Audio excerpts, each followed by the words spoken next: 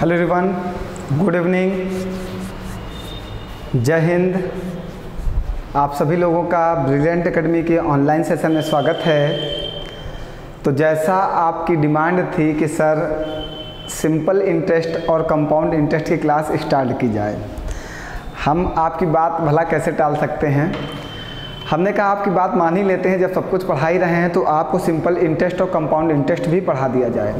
और जो simple interest की क्लास होने वाली है बेहद महत्वपूर्ण है आपके सभी पेपरों के लिए, और आप एक यूनिक तरीके से बिल्कुल बेसिक से लेके हम हाई लेवल तक इस पे विशेष चर्चा करेंगे। सिंपल इंटरेस्ट पे, साधारण ब्याज पे हम लोग विशेष चर्चा करेंगे, और हम कोशिश करेंगे कि जितने भी लोग हमसे पढ़ते हैं सभी लोगों को बहुत अच्छे से समझ में आए साधारण ब्याज। और कोशिश यही रहेगी, आप लोग भी एक कोशिश करना कि सभी लोग नोट्स बनाते चलना, दोबारा साधारण ब्याज ना पढ़ना पड़े। हमारा प्रयास है कि साधारण ब्याज पढ़ाने के बाद लेखपाल, कांस्टेबल, वीडियो, यूपीएसआई, ऐसे जितने भी सीटेट, यूपी टेट जितने भी पेपर हुए हैं सबके प्रीवियस ईयर के पेपर, एसएससी, जीडी, कांस्टेबल जो भी पेपर है, मतलब मैं सारे पेपरों का, देखिए अब कितने लोग हमसे पढ़ रहे हैं मैं सबको तो जान नहीं सकता, वैसे मैं सारे पेपरों का तो नाम ले ही नहीं सकता, लेकिन मैं कोशिश करूंगा जितने भी पेपर मेरे पास हैं और हम अपने आप पास अवेलेबल करा सकते हैं, हम सारे पेपरों को प्रीवियस ईयर पेपर का एक एक क्वेश्चन सिंपल इंटरेस्ट को आपको सॉल्व करा देंगे। ठीक है, आप लोग बिल्कुल बेहद, बस आपको एक मेहनत करनी है कि हमारे चैनल को शेयर करना है। हमारा एक ही आपसे, हमेशा हमने एक ही चीज़ मांगी है आपसे, आज तक हमने कुछ भी मांगा आपसे नहीं मांगा। अगर हम मेहनत करते हैं और हमारी मेहनत आपको समझ में आती है, आप समझिए एक टीचर अगर ऑनलाइन क्लास पढ़ाने के लिए या ऑफलाइन क्लास पढ़ाने के लिए, एक क्लास पढ़ाने के लिए 3-3 घंटे मेहनत करता है, कंटेंट कलेक्ट करता है, फिर उसको, अब हम अन्य टीचरों की तो बात नहीं करते, मैं अपनी बात करता हूँ अगर, तो मैं तो पहले कंटेंट कलेक्ट करता हूँ, कंटेंट कलेक्ट करने के बाद उसे सेट करता हूँ कि किस क्वेश्चन के बाद कौन सा क्वेश्चन आना चाहिए, फिर उसको टाइप वाइज सेट करता हूँ कि किस टाइप में ऐसे क्वेश्चन चलने चाहिए जिससे बच्चे भ्रमित ना हो, बच्चों का दिमाग डाइवर्ट ना हो, उनको हर एक पॉइंट समझ में आना चाहिए। देखिए पढ़ाने का तरीका सबके पास अपना अपना है, लेकिन मेरा तरीका ये है कि टाइप वाइज पढ़ाइए और एक क्वेश्चन के 3 क्वेश्चन सॉल्व कराइए जिससे बच्चे के दिमाग में वो सारी चीज़ें सेट हो जाएं। ये हम अपना पैटर्न अप्लाई किए हुए हैं। हम ऑफलाइन भी ऐसे पढ़ाते हैं, ऑनलाइन भी ऐसे पढ़ाते हैं। ऑफलाइन में हम नंबर ऑफ क्वेश्चंस ज़्यादा कर देते हैं, ऑनलाइन में थोड़ा सा नंबर ऑफ क्वेश्चंस कम रखते हैं, क्योंकि कुछ बच्चे बोलने लगते हैं कि सर आप एक ही टाइप के 4-4 क्वेश्चन पढ़ाते हो, समय वेस्ट करते हो, तो इसलिए हमने नंबर ऑफ क्वेश्चंस कम कर दिया है। ऑफलाइन में मैं बहुत ज़्यादा सॉल्व कराता हूँ, क्योंकि वहाँ का क्या है कि बच्चे सब सामने हैं, उनसे ही मैं लगवाता हूँ कि आप लगाओ, उनको सीट अवेलेबल करा देता हूँ, आप लगाइए खूब क्वेश्चन। तो आज हम लोग क्या स्टार्ट करने जा रहे हैं, साधारण ब्याज, जो वेरी मोस्ट इंपॉर्टेंट टॉपिक है आपके पेपर के लिए। जितने भी पेपर होने वाले हैं उनके लिए ये एक अहम भूमिका निभाएगा आपके पेपर में, आपके युद्ध में ये जिताने का काम करेगा, क्योंकि हर पेपर में 2 से 3 क्वेश्चन साधारण ब्याज से आते हैं। साधारण ब्याज के बाद जस्ट हम आपको चक्रवृद्धि ब्याज पढ़ाएंगे, और दावा करते हैं ऐसा पढ़ाएंगे कि आपने आज तक ऐसा नहीं पढ़ा होगा। हमारा प्रयास रहेगा आपको कुछ ऐसा, मतलब ये नहीं ट्रिक तो अलग चीज़ हो गई, ऐसा पढ़ाने का मतलब है कि आपने आज तक कभी मतलब आपने बहुत लोगों से पढ़ा होगा लेकिन समझ नहीं पाए होंगे। मैं ऐसा पढ़ाऊंगा, मेरे कभी भी मैं ये कहूँ कि मैं ऐसा करने वाला हूँ या वैसा करने वाला हूँ, तो ये मत सोचना कि सर जी कुछ नया लेके आना। मैं ऐसा पढ़ाता हूँ कि आपके दिमाग में चला जाएगा। ऐसी चीज़ पढ़नी चाहिए ना आपको ऐसे ही पढ़ना ना कि आपके दिमाग में मेरी बातें जाएँ, हम जो पढ़ाएं वो समझ में आए। बस आपके लिए हम तभी बेस्ट होंगे जब मेरी चीज़ें आपको समझ में आएंगी। ठीक है, तो आइए पहले साधारण ब्याज के बारे में बात करते हैं कि साधारण ब्याज होता क्या है ना। चलिए सबसे पहले हम लोग साधारण ब्याज के बारे में बात करते हैं कि साधारण ब्याज होता क्या है। साधारण ब्याज हम बताते हैं 2। सबसे पहले एक साधारण ब्याज होता है। ब्याज कितने प्रकार का होता है इसकी बात करते हैं पहले। ब्याज इंटरेस्ट कितने प्रकार का होता है, एक होता है साधारण ब्याज। ठीक है, साधारण ब्याज, देखिए साधारण कितना अच्छा नाम है, साधारण ब्याज। इसको हम लोग सिंपल इंटरेस्ट बोलते हैं। ठीक है, सिंपल इंटरेस्ट बोलते हैं। एक हमारा होता है चक्रवृद्धि ब्याज। ठीक है, इसको हम लोग कंपाउंड इंटरेस्ट बोलते हैं, चक्रवृद्धि ब्याज। ये हमारा होता है CI, ये हमारा कंपाउंड इंटरेस्ट होता है, या हम इसको बोल सकते हैं जटिल ब्याज, कॉम्प्लिकेटेड इंटरेस्ट। जटिल ब्याज भी हम इसको बोल सकते हैं, कॉम्प्लिकेटेड इंटरेस्ट। हम इसको एक चीज़ और नाम दे सकते हैं चक्रवृद्धि ब्याज को, इसको हम कह सकते हैं जटिल ब्याज, क्योंकि ये थोड़ा सा जटिल है। देखिए आप कैसे समझ पाएंगे सर जी जटिल क्या होता है, क्या कॉम्प्लिकेटेड है और क्या साधारण है। भैया आपके जीवन में दो प्रकार की लड़कियां होती हैं ना, आपके लाइफ में आप मिले होंगे तो दो प्रकार की लड़कियां होती हैं, एक साधारण होती हैं, एक जटिल होती हैं। ऐसी लड़कियां जिनको समझना आसान हो वो कैसी लड़कियां हो जाएंगी, साधारण हो जाएंगी। वैसी लड़कियां जिनको आप आसानी से समझ सकते हो और अपनी बातें आसानी से समझा सकते हो उसे हम लोग कहेंगे साधारण ब्याज, वही है साधारण। मीन्स वो जो चीज़ साधारण होगी उस चीज़ को आप आसानी से समझ सकते हो और अपनी बातें आसानी से दूसरे को दे सकते हो, अपनी चीज़ें बता सकते हो। अगर वो साधारण तभी आपको समझेगी, आप उसको समझ सकते हो।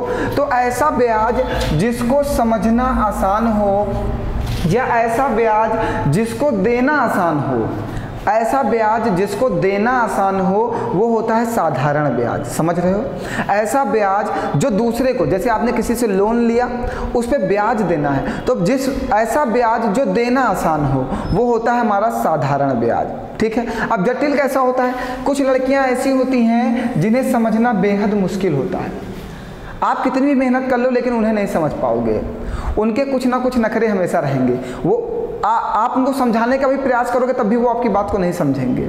ठीक है, आप अपनी बातें उन्हें समझा रहे हो कि ये नहीं ये नहीं ये, लेकिन उनको समझना ही नहीं है क्योंकि वो जटिल हैं। वो किसी को ना समझना चाहती हैं और ना ही किसी को अपनी बात समझा पाती हैं। ऐसी लड़कियां जिन्हें आप समझ नहीं सकते, ऐसा ब्याज जिसे आपको निकालना आसान हो, जिसे आपको देना कठिन हो, ऐसा ब्याज जिस धनराशि को आपने लोन लिया है उसके ऊपर देना कठिन हो तो वो ब्याज होता है हमारा चक्रवृद्धि ब्याज। चक्रवृद्धि ब्याज में जटिल ब्याज, इसको थोड़ा सा समझना भी कठिन है और इसके क्वेश्चंस को लगाना भी थोड़ा सा हमें अपने माइंड का यूज़ करना होता है। लेकिन हमारा प्रयास रहेगा हम ऐसे कॉन्सेप्ट लेके चलेंगे चक्रवृद्धि ब्याज को कि आप सेकंडों में क्वेश्चन कर सकें। साधारण ब्याज तो बहुत ही आसान है, इसमें तो कुछ बड़ी बड़ी चीज़ करनी ही नहीं है। साधारण ब्याज में हमें कुछ करना ही नहीं, साधारण इसका नाम ही दिया गया साधारण ब्याज। इसीलिए अब एक बात को और समझिएगा, साधारण ब्याज और चक्रवृद्धि ब्याज में सबसे बड़ा जो डिफरेंस है बैंक से, आप बैंक से लोन लेते हो, बैंक से आप लोन लेते हो ना, जब आप बैंक से लोन लेते हो तो वो आपसे ब्याज लेता है किस पे, चक्रवृद्धि ब्याज पे, क्योंकि आपने लोन लिया है तो उसे ज़्यादा ब्याज लेना है।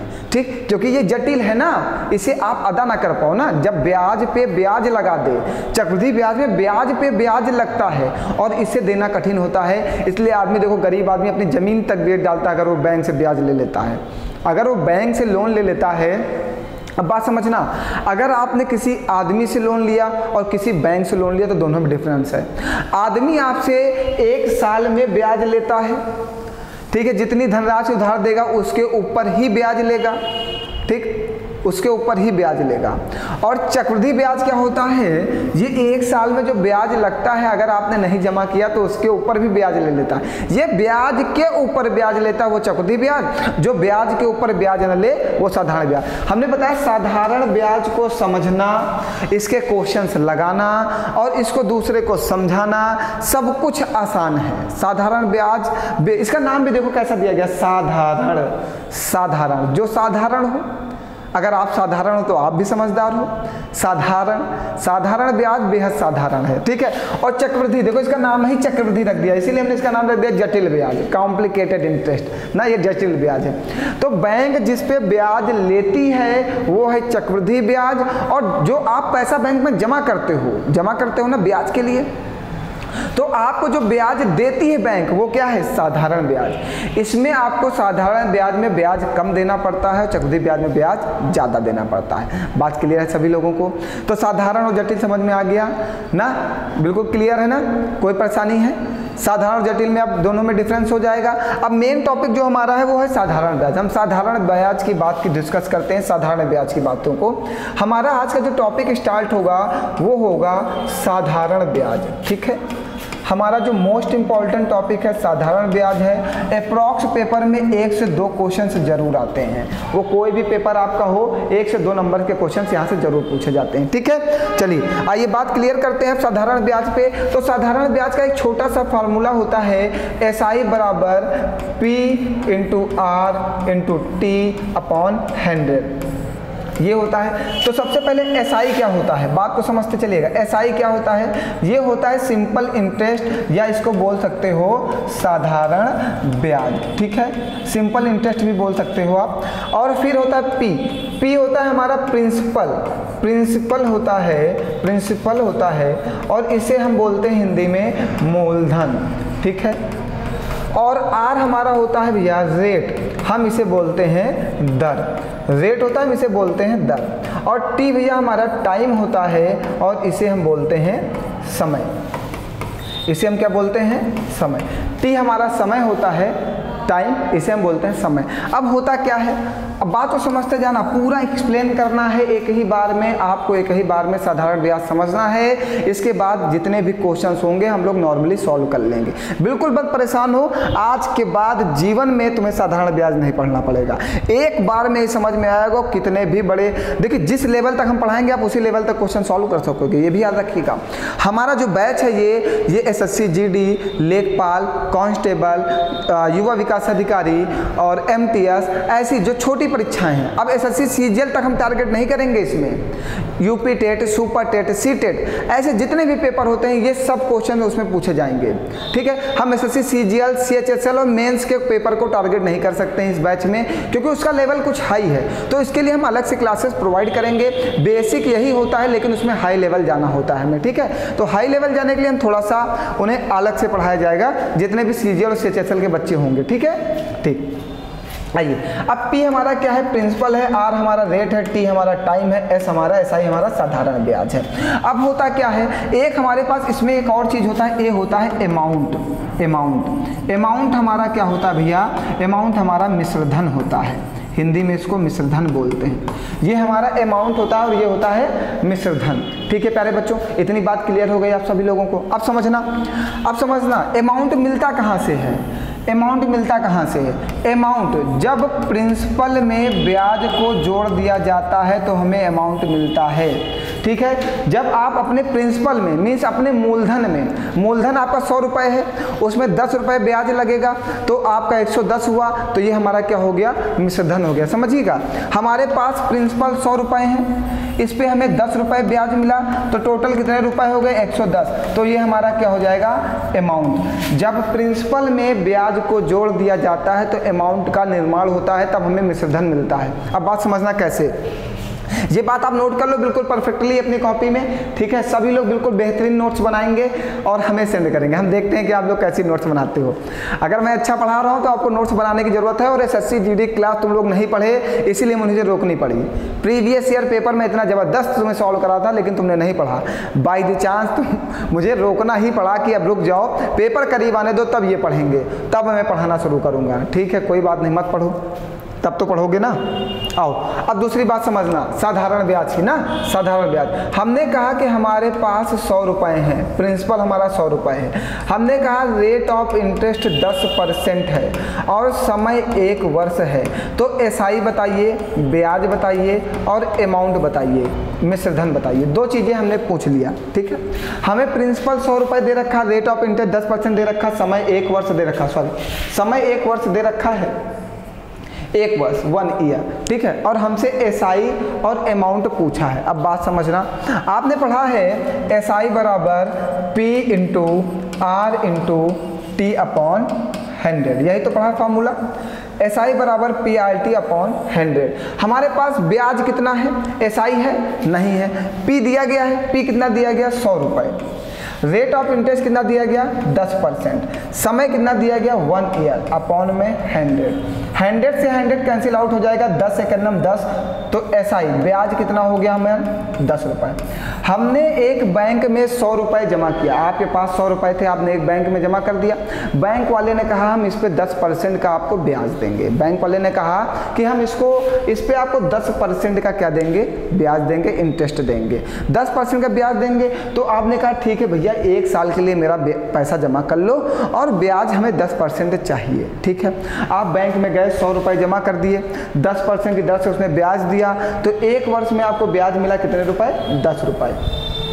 अब बैंक वाला आप जब पैसा अपना लेने गए 1 साल बाद, तो बैंक वाला 10 रुपये तो देगा नहीं, 10 रुपये तो आपको ब्याज देगा, और प्लस आपने जो 100 रुपये जमा किए हैं ये भी तो आपको वापस करेगा ना। तो टोटल वो कितने रुपए वापस करेगा? 110 रुपये। और यही हमारा मिश्रधन होता है, मीन्स हमारा अमाउंट होता है जब प्रिंसिपल में ब्याज को जोड़ दिया जाता है। आपने बैंक में 100 रुपये जमा किए और 10 रुपये ब्याज के रूप में मिले, टोटल 110 रुपये मिले, तो यही हमारा क्या हो जाता है?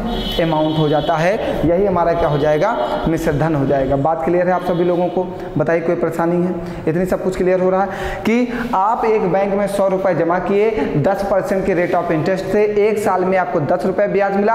अगर आपने बैंक में 100 रुपये जमा किए हैं तो 10 रुपये ब्याज के रूप में जब आप बैंक से लेने गए तो टोटल आपको धनराशि वापस की जाएगी, 10 रुपये ब्याज दिया जाएगा और 100 रुपये आपको प्रिंसिपल जो आपने जमा किया था वो भी दिया जाएगा। तो टोटल जो बैंक आपको वापस करेगा वो क्या हो जाएगा? 110 रुपये। वो हमारा क्या होगा? अमाउंट होगा। बात क्लियर है सभी लोगों को? कोई परेशानी है आप लोगों को? बताइए कोई समस्या है? 1 मिनट बेटा।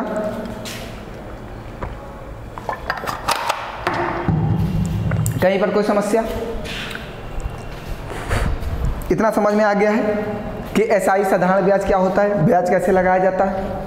अब धीरे धीरे हम आगे बढ़ते हैं ना। अब हम क्वेश्चंस की ओर बढ़ते हैं और क्वेश्चंस लेते हैं। चलिए पहली बात तो इससे हम शुरुआत करते हैं आज आपके लिए, क्योंकि बहुत सारे बच्चे परेशान थे ना, उनकी ज़िंदगी में परेशानियां बहुत हो गई हैं। जीवन में कितनी ही परेशानी क्यों ना आए, जीवन में कितनी भी परेशानी क्यों ना आए, कमज़ोर मत होना। जीवन में कितनी भी परेशानी क्यों ना आए, कमज़ोर मत होना। सूरज की तपन से समुंदर भी कभी सूखा नहीं करते, सूरज की तपन से समुंदर भी कभी सूखा नहीं करते। आप जीवन में कितनी भी परेशानी क्यों ना आए, आप कभी कमज़ोर मत होना, आप कभी कमज़ोर मत होना, क्योंकि सूरज की तपन से समुंदर कभी सूखा नहीं करते, समंदर कभी सूखा नहीं करते। आपके जीवन में संकट का आना भी आपका भाग्य खुलना होता है। जिसने अपने जीवन में किसी संकट को नहीं झेला, किसी प्रकार की परेशानी को नहीं झेला, तो वो जीवन में आगे कैसे बढ़ेगा? वो जीवन में आगे कैसे बढ़ेगा? जब आप परेशानियों से लड़ते हो तभी आप आगे बढ़ने के रास्ते ढूंढते हो। जब आप परेशानियों से लड़ोगे तभी तो आगे बढ़ने के रास्ते ढूंढोगे। जब तक परेशानी का आना भी आपके जीवन में आपकी किस्मत का बदलना होता है। अगर आपके जीवन में परेशानी नहीं है तो आपकी किस्मत कैसे बदलेगी? जीवन में अगर किस्मत बदलनी है तो परेशानियों का सामना करना होगा। परेशानियां हमें चाहिए, बिना परेशानी के हमारा जीवन बदल नहीं सकता। देखिए इंसान को अगर आराम से लेटे लेटे सब कुछ खाने को मिलेगा, किसी प्रकार की कोई टेंशन नहीं होगी, तो वो आगे कैसे बढ़ेगा? उसको सोच रहा मुझे तो खाने को मिल ही रहा यार, मैं तो आराम से लेटूंगा, मैं तो घूमूंगा, मैं क्यों पढ़ूं, मैं क्या करूंगा, मैं क्यों पढ़ूं, किस लिए पढ़ूं? लेकिन जब आपके पास संघर्ष होगा, आपके पास मेहनत होगी, आप परेशानी का सामना कर रहे होगे, तभी आप आगे बढ़ने के बारे में सोचोगे और तभी सोचोगे कि कुछ और नया किया जाए। तभी आप सोचोगे, अपने रास्ते ढूंढोगे कि हम किस रास्ते पे चलें और हमारा जीवन बदल जाए। ठीक है, हमने भी बहुत संघर्ष किया है। आप मेरे संघर्ष की कहानी कभी सुन लोगे तो आपके भी रोए खड़े हो जाएंगे। ठीक है, आज मैं जो ये पढ़ाई का मतलब, मैं कभी भी इस क्षेत्र में नहीं आना चाहता था, मैं पढ़ाना चाहता ही नहीं था, बट मेरे ज़िंदगी में, मेरे लाइफ में एक इंसिडेंट कह सकते हैं, एक ऐसी घटना घटित हुई कि हमें पढ़ाना पड़ा, ऐसा इंसिडेंट। और फिर आप समझिए, उस पढ़ाने से हम एक प्राइवेट जॉब के लिए गए थे। मतलब ऐसा एक इंसिडेंट हुआ था कि हम घर वालों से पैसे नहीं ले सकते थे। ठीक है, मैं प्राइवेट जॉब के लिए गया। मैं जब 2 बार मेंस देने के बाद मैं तीसरी बार सीजीएल मेंस, मेरा एक ही टारगेट था, हमेशा मैंने एक ही लक्ष्य बनाया कि मैं सीजीएल मेंस पेपर दे के सीबीआई इंस्पेक्टर या इनकम टैक्स इंस्पेक्टर की पोस्ट पे जाऊंगा। मैं 2 बार मेंस दिया और 2 बार मेंस से बाहर हुआ। जब तीसरी बार मेंस का समय आया तो एक इंसिडेंट मेरे घर पे हो गया, ऐसी घटना घटित हुई जो कभी बहुत लंबी चर्चा होगी, कभी बताएंगे। तो घर वालों ने कहा कि आप अब जहाँ पढ़ाई कर रहे हो वो छोड़ दो और घर आके घर के बारे में सोचो। तो मैंने पढ़ाई छोड़ दी भैया, अब घर वाले पैसा तो देंगे नहीं तो पढ़ाई तो छोड़नी पड़ेगी, मजबूरी थी। मैं छोड़ के घर आ गया।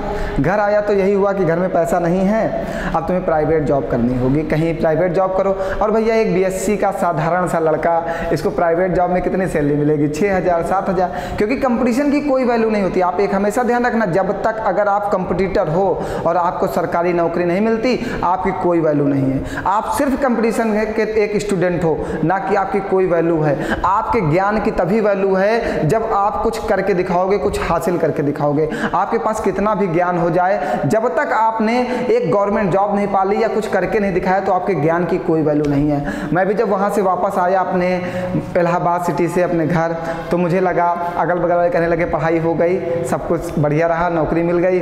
अब क्या जवाब दे सकते हो जब जॉब नहीं मिलती? सोचो, जब जॉब ना मिली हो और आपने खूब संघर्ष किया हो, उसके बाद जॉब ना मिली हो, इतनी मेहनत करने के बाद, मतलब 2 बार मेंस देने के बाद आप सीजीएल मेंस के बारे में समझते होगे अच्छे से, ठीक, जॉब ना मिले तो घर में एक ऐसा इंसिडेंट था जिससे छोड़ना पड़ा। फिर मैं एक प्राइवेट जॉब में गया, ठीक है। उन्होंने कहा कि आपको 8,000 सैलरी मिलेगी। मैंने कहा ठीक है भैया, रख लो यार, जब परेशानी है घर पे तो कोई बात नहीं। हम फिर वहाँ पे काम करने लगे। 2 दिन काम करने गए तो एक दिन हमसे कहा भैया पानी उठा दो, मैनेजर साहब वहाँ के। हमने कहा ठीक भैया, लो पानी ले लो। एक दिन फिर फाइल उठा दो, ऐसे उन्होंने फिर एक दिन कहा मेज़ साफ़ कर दो, कुर्सी साफ़ कर दो। बस हमने कहा अब सोचो, उस बात जो उसने कहा, आज उसकी वजह से मैं इस स्टेज, इस प्लेटफॉर्म पे पहुंच गया। उसने जब मुझे ऐसी बातें कही, मेरे दिल पे इतना ठेस लगा ना कि बताओ, मैं इतना पढ़ने के बाद भी मैं क्या कर रहा हूँ, फाइल उठा रहा हूँ, पानी पिला रहा हूँ और सीटें साफ कर रहा हूँ। मतलब इतना पढ़ने के बाद हम एक कंप्यूटर और 2 बार मेंस देने के बाद हम इस स्थिति में हैं। मतलब मुझे ये काम करना पड़ रहा है। फिर मैंने उसी 3 दिन बाद से मैंने नौकरी छोड़ दी। मैं घर आ गया, फिर से मैंने कहा मैं नहीं करूँगा भैया वहाँ पे नौकरी, मेरे बस में नहीं है। फिर क्या होता है, फिर हमारी लाइफ एक मोड़ पे आती है, ऐसे मोड़ पे जब ना ही पैसा, ना ही कोई संसाधन, कुछ भी नहीं। फिर क्या हुआ, हमारा एक फ्रेंड सर्किल था इलाहाबाद का, उसमें एक फ्रेंड मेरा था, उसने अपने तरफ से मेरी हेल्प की थी उस टाइम और हमें 10,000 रुपये उधार दिया था। मैं आज बोल रहा हूँ 10,000 उधार दिया था कोचिंग खोलने के लिए। फिर मैंने ऑफलाइन कोचिंग स्टार्ट की थी और एक ऐसा शहर जहाँ मुझे कोई नहीं जानता था, एक ऐसा शहर जहाँ मुझे कोई नहीं जानता था, और मैंने उस शहर में कोचिंग खोली और मेरे पास प्रचार कराने का 1 भी रुपये नहीं था। प्रचार कराने का मेरे पास 1 भी रुपये नहीं था। फिर हमने उन्हीं 10,000 में सिर्फ सीट ली और रूम लिया और एक बोर्ड लगाया, ठीक। मेरे पास प्रचार कराने का कोई साधन नहीं था। फिर आप सोचिए, ये कोचिंग, एक कंपटीशन की कोचिंग बिना प्रचार के, आज देखिए लोग लाखों रुपए प्रचार पे खर्च कर देते हैं, और एक ऐसा व्यक्ति जिसने कोचिंग खोली जिसके पास प्रचार कराने के लिए 1 रुपये ना हो। मेरे पास प्रचार कराने का 1 रुपये नहीं, मैं कैसे कोचिंग चलाऊँ? मैंने 7 दिन कोचिंग खोल के बैठा, रूम में बैठा रहा अपने वही कोचिंग वाले। मैंने कहा शायद कोई बच्चा आए। अब ये कोई किराने स्टोर की दुकान तो है नहीं भैया कि आया 1 टॉफ़ी दे दीजिए, 2 टॉफ़ी दे दीजिए, कोई ऐसा कैसे कर सकता। हुआ क्या, फिर 7-8 दिन बाद मेरा एक फ्रेंड था, उसने कहा 2 स्टूडेंट्स हैं जो मैथ पढ़ना चाहते हैं आपसे, अगर आप उन्हें सेटिस्फाई कर लेंगे। उन्होंने अपने शहर में सब कहीं पढ़ के देख लिया, सेटिस्फाई नहीं थी, तो मैंने उन 2 स्टूडेंट्स को पढ़ाया और वो 2 स्टूडेंट्स मुझे मैथ में सेटिस्फाई हो गए। फिर उन्होंने हमारे यहाँ ऑफलाइन बैचेज में 20 स्टूडेंट्स कर दिए। फिर धीरे धीरे ये सिलसिला जारी रहा। फिर हमने अपनी बिल्डिंग बनवाई, अपनी कोचिंग स्टार्ट की, और आज तक मेरा एक रिकॉर्ड रहा है कि आप मेरे क्षेत्र में पता कर लीजिए कि जो ब्रिलियंट एकेडमी कोचिंग है, इसने प्रचार किया है या नहीं किया है। आज तक की मेरा रिकॉर्ड रहा है, मैंने प्रचार नहीं किया, मैंने एक होर्डिंग नहीं लगवाया, मैंने एक पोस्टर नहीं लगवाया, मैंने एक बैनर नहीं लगवाया। मैं बिना प्रचार के कोचिंग चलाता हूँ, बिना प्रचार के मेहनत करता हूँ और पढ़ा के ही बच्चों को सेटिस्फाई करके एडमिशन करता हूँ, ठीक है। और ये जो हमारा सेटअप है, ये हम अपने ऑफलाइन बैचेस से ही पैसा अरेंज करके फिर हमने ऑनलाइन सेटअप लिया कि लॉकडाउन हो जाता है, मेरे बच्चे घर पे जाते हैं, पढ़ नहीं पाते हैं। मेरे कोचिंग के ऑफलाइन बच्चे जो भी हैं वो सब बिल्कुल परेशान रहते हैं, तो बोलते हैं सर हमें मैथ आप ही से पढ़नी, किसी से समझ में नहीं आती है, कुछ आप अरेंज करिए। फिर हमने व्हाइट बोर्ड पर स्टार्ट किया, फिर बहुत सारी परेशानियाँ मुझे व्हाइट बोर्ड पर झेलनी पड़ी कि क्वेश्चन मेरे सामने सामने नहीं, मैं कैसे समझाऊँ अपने बच्चों को। फिर हमने क्या किया, मैंने ये डिसीजन लिया कि कहीं से भी पैसे अरेंज करके हमें डिजिटल बोर्ड लगवाना होगा। फिर मैंने डिजिटल बोर्ड लगाया, फिर 2 महीने डिजिटल बोर्ड मेरा रखा रहा क्योंकि कैमरा नहीं था। फिर हमने पैसे का कहीं से अरेंज किया उधार व्यवहार लेके, फिर मैंने कैमरा लगवाया। फिर कैमरा लगने के बाद फिर लाइट की व्यवस्थाएं नहीं थी मेरे पास, फिर हमने लाइट लगवाई। मतलब संघर्ष, आपको संघर्ष बता रहे हैं, संघर्ष क्या होता है ये सीखो। संघर्ष करो, जीवन में सफलता मिलेगी। और मैं संघर्ष करता गया, आज आप लोगों के साथ आपसे बात कर पा रहा हूँ, यही बड़ी चीज़ है। इसीलिए कहता हूँ कि ज़्यादा से ज़्यादा लोगों तक पहुँचाओ मुझे। आप अपने संघर्ष से कुछ भी कर सकते हो। और ये देखो, एक ऊपर वाले का आशीर्वाद है कि कम से कम आपको मेरी मैथ समझ में आती है। ये एक अच्छी बात है कि मतलब भगवान ने मुझे एक गिफ्ट दे दिया होगा शायद कि आप जिसको भी पढ़ा दोगे उसको मैथ समझ में आ जाएगी। मतलब ये एक गॉड गिफ्ट ही तो है मेरे लिए कि मैं किसी को भी मैथ पढ़ा दूँ समझ में आ जाए। ये कितनी अच्छी बात है। मैं कुछ भी पढ़ा दूँ मैथ में उसको सब समझ में आ जाता है। मेरे ऑफलाइन में बच्चे होते हैं, उनको कुछ भी पढ़ा दो सब समझ में आ जाता है। ये मुझे बहुत अच्छा लगता है कि कम से कम मेरे पास गॉड ने एक ऐसा गिफ्ट दे दिया कि हम आज आपके साथ खड़े हैं और आपको अच्छे से अच्छे कंटेंट के साथ पढ़ाने का काम करते हैं। भैया मैं अपने नोट्स की बात करता हूँ तो मैंने अपने नोट्स को अपने आप राइट किया, अपने आप टाइप किया, सब कुछ अपने आप करता हूँ। मेरा संघर्ष बहुत जीवन में, मैं संघर्ष से ही आगे बढ़ूंगा। देख लेना, आप भी संघर्ष करो, आगे बढ़ोगे। क्योंकि संघर्ष करने वाला कभी हारा नहीं है, हमेशा जीता ही जीता है। कब तक आप हारोगे, कब तक गॉड आपका साथ नहीं देगा, वो एक दिन आएगा कि गॉड आपका साथ जरूर देगा। ठीक है बच्चों, तो ये बात हमेशा ध्यान रखो कि जिसने परेशानी का सामना किया है वो उसने ही नाम रोशन किया है। जिसने परेशानी का सामना किया है उसने ही अपने देश, अपने माँ बाप, अपने गुरु का नाम रोशन किया है। सही, ठीक है। तो आपको भी अब मेहनत करनी है, रात दिन मेहनत करो, नौकरी लो और अपने घर वालों का नाम रोशन करो और अपने घर की गरीबी को दूर करो।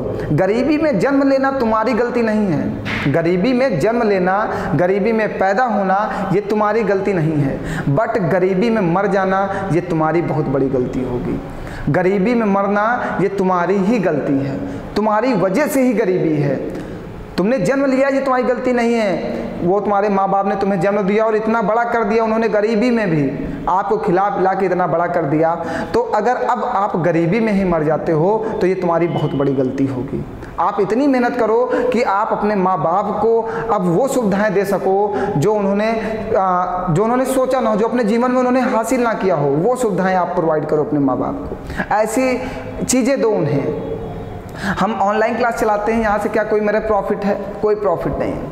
बट हम चाहते हैं कि हम आपके साथ जुड़े रहें, आप मेरे साथ जुड़े रहो, यही मेरा सबसे बड़ा प्रॉफिट है। मुझे पैसों का कोई शौक ही नहीं है। मुझे एक शर्ट चाहिए, एक पैंट चाहिए, पहन के घूमते रहते हैं। ना ही मुझे, आप कभी देखते हैं कि मैं बहुत कपड़े पहन के आता हूँ ऑनलाइन क्लास में? हाँ, बहुत स्टाइल से आता हूँ? कभी नहीं।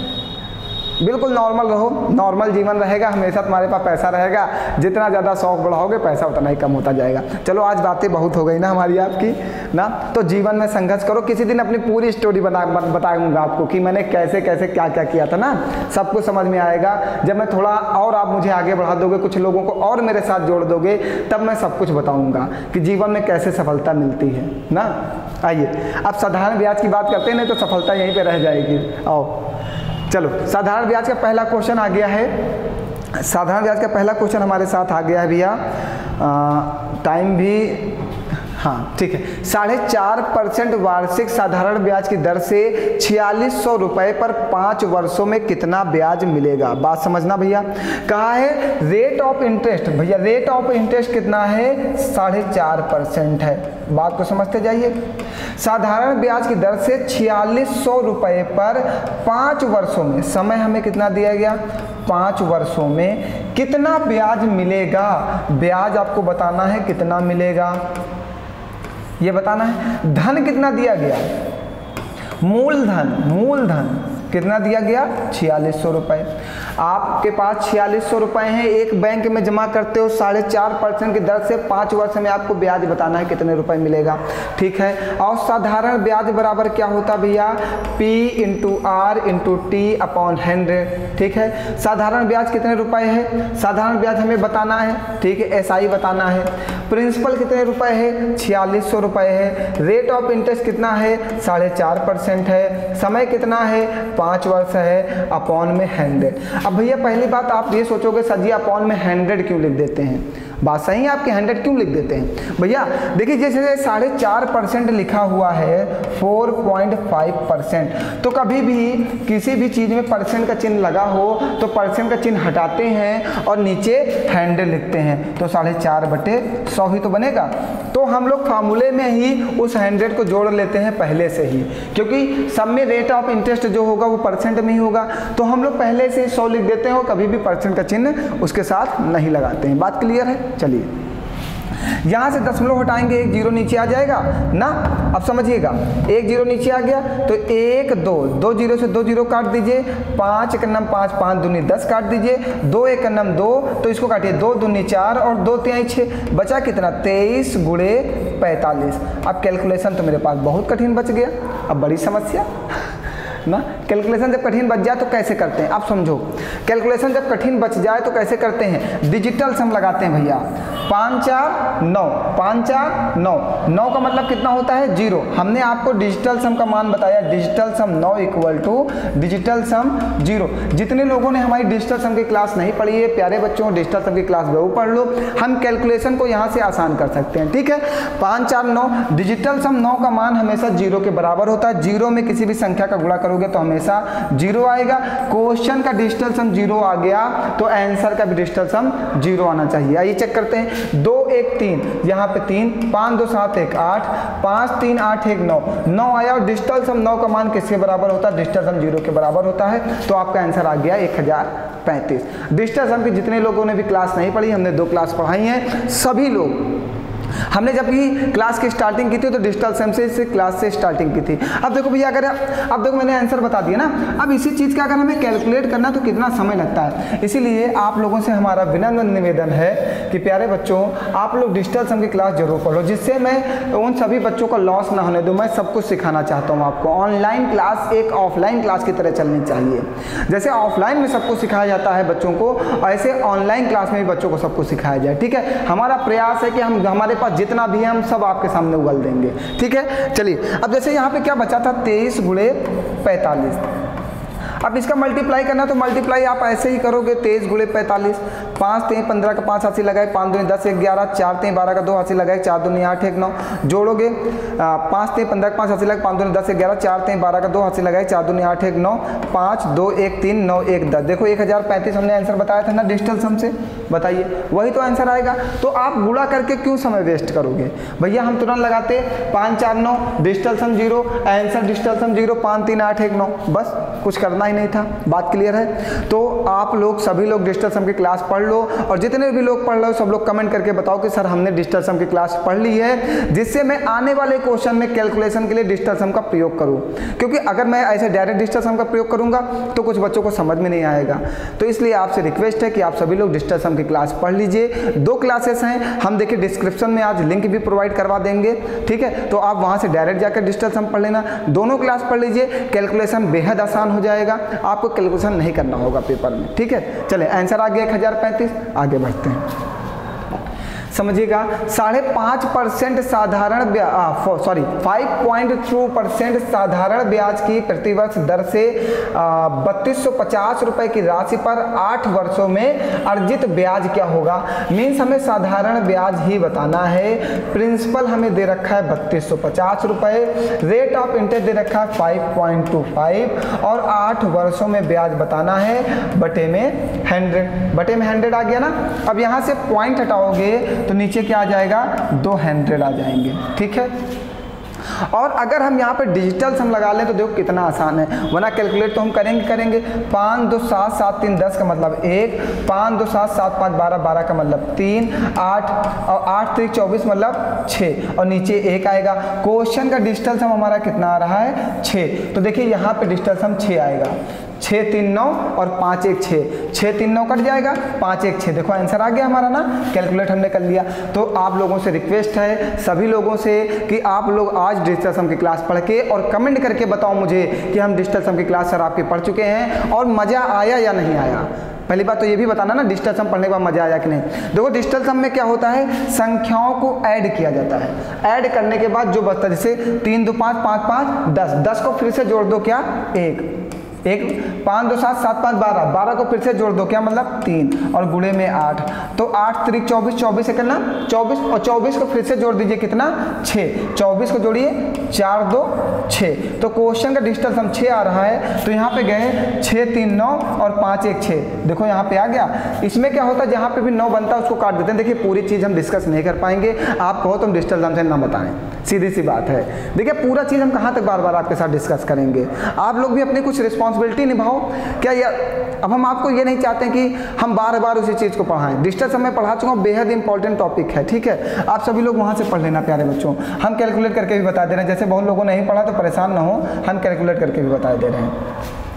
1 0 से 1 0 काट दीजिए, यहाँ पे 525 है, 5 से काटिए, 5 छक्का 30, 55 25, 5 दूनी 10, फिर 5 से काटिए, 5 एक 5, 5 ते 15, 5 दूनी 10, ठीक है, ये कट गया 20 आ गया। फिर 5 से काटिए, 5 चौको 20, ये काटिए 5 एक 5, 55 25, ये काट दिए 2 चौको 8, ये 8 कट जाएगा, आ गया 13 गुणे 105 और 13 पचे 65 और 13 एक 13। बताओ कैलकुलेशन करने की क्या जरूरत है भैया, कोई ज़रूरत है डिजिटल सम से? डिजिटल सम से कैलकुलेशन को बेहद आसान किया जा सकता है। प्यारे बच्चों आपसे मैं फिर कह रहा हूँ कि डिजिटल सम एक बार जरूर पढ़ लो, ठीक है। आइए ये बात समझ में आ गई है, हमने कैलकुलेशन कैसे किया ये सब समझ में आ गया है। तेज तो नहीं पढ़ा रहा हूँ, आराम से चल रही ना, चलिए। आइए नेक्स्ट क्वेश्चन दिया गया है, सारथी ने एक बैंक में 3125 रुपए जमा किए जिस पर बैंक द्वारा 8% साधारण ब्याज वार्षिक दे था। यदि सारथी ने धन 5 साल के लिए बैंक में रखा तो वह कितना ब्याज अर्जित करेगी? हमें ब्याज ही बताना। साधारण ब्याज बराबर मूलधन गुणे दर गुणे समय बटे में 100, ठीक है, मूलधन गुणे दर गुणे समय बटे 100, ठीक है। अगर हम डिजिटल सम लगा दे तो इसका आंसर तुरंत निकाल लेंगे हम। कैसे?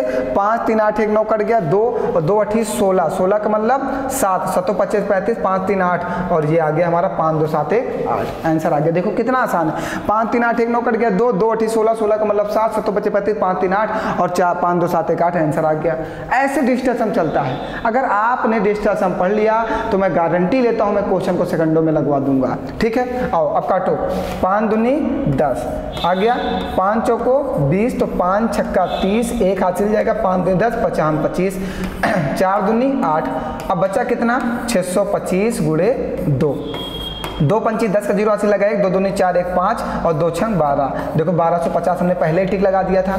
बताइए आप कैलकुलेशन से बच सकते हो, बहुत आसानी से बच सकते हो। अगर आपने हमसे पढ़ाई की तो मैं आपको कैलकुलेशन पेपर में नहीं करने दूंगा, बट अगर आप सीरियसली पढ़ाई कर रहे हो, आप सीरियस में नौकरी पाना चाहते हो तो हमारी बातों को सुनो और उन्हें फॉलो करो अपनी लाइफ में। अपने जीवन में सफलता पानी है तो समझना होगा और हमेशा एक टीचर से पढ़ो, हमेशा एक टीचर से पढ़ो, वो अपने रूल को अपने साथ अप्लाई कराएगा और आपका जीवन जरूर सफल होगा। प्यारे बच्चों आप विश्वास करो हमारे ऊपर, हमारी नोट्स के कंटेंट पे विश्वास करो। अगर आपको लगता है कंटेंट वीक है तो आप मुझे बताओ, हम आपको समझाने के लिए टाइप वाइज एक एक पॉइंट, एक एक लाइन, एक एक सीढ़ी चढ़ते हैं कि जिससे आपको चीज़ें समझ में आए, ठीक है। आओ आगे बढ़ो। 9800 रुपए की राशि पर 6 वर्षों में 4704 रुपए का साधारण ब्याज मिलता है, ठीक है। आपके पास प्रिंसिपल दे रखा है कि 9800 रुपए की राशि है, ठीक है। इसमें 6 वर्षों में कितने रुपए ब्याज मिलता है? 4704 रुपए ब्याज मिलता है। तो आपको क्या बताना है? ब्याज की दर बताना है, रेट ऑफ इंटरेस्ट बताना है। तो आपने पढ़ा है साधारण ब्याज बराबर मूलधन गुणे दर गुणे समय बटे में 100। साधारण ब्याज कितना है? 4704 रुपए है, ठीक है। प्रिंसिपल कितना है? 9800 रुपए है। समय कितना है? 6 अपॉन में R अपॉन में 100। 2 0 से 2 0 काट दो, कट गए, कोई परेशानी है? ठीक है, 2 0 काट दिया, 6 से काट दो, 6 कन्नम 6, 6 सते 42, 5 जाएगा 50, 6 अठे 48, जो जाएगा 24, 6 चौको 24।